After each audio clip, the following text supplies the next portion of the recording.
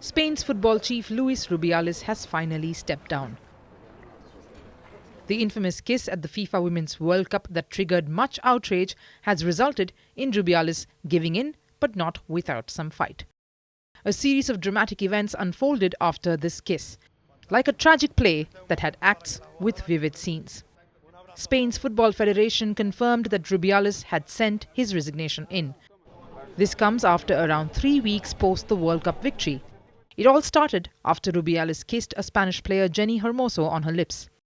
From calling it just a show of affection between friends to vehemently denying stepping down.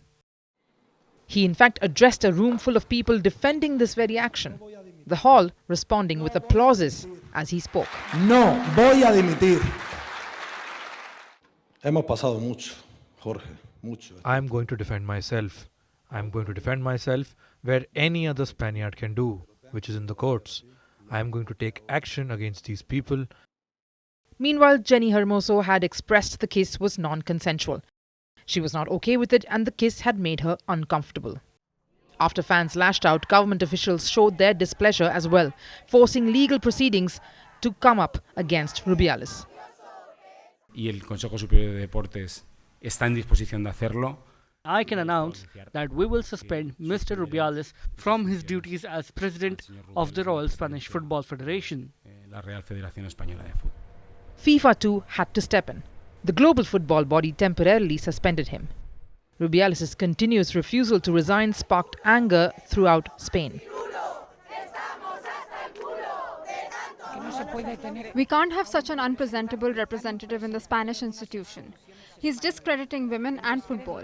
The most unforgivable thing is that he has occupied all the media attention instead of admiration being given to the players. Top governing heads slammed his gesture. What Rubiales did is an intolerable example of the machismo that women continue to endure. Our champions are an example of equality and future. But there's still a lot to do. Advancing an equal pay in football and ending these abuses is essential. Prominent figures voiced how problematic the situation was. And most importantly, women stood up for each other.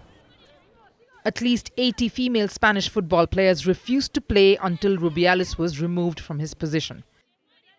Aitana Bonmati, the Spanish footballer and teammate of Jenni Hermoso, said, and I quote, "We come from winning the World Cup, but it's not been talked about too much because other things happened that I wouldn't like to miss.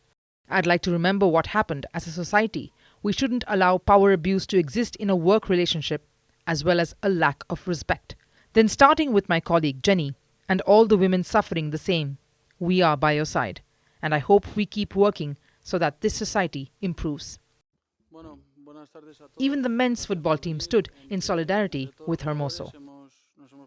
The fallout of this World Cup case controversy has seen some silver lining though. Spain got its first ever female coach for the women's team, and it started a wave of change in women's sport across the country.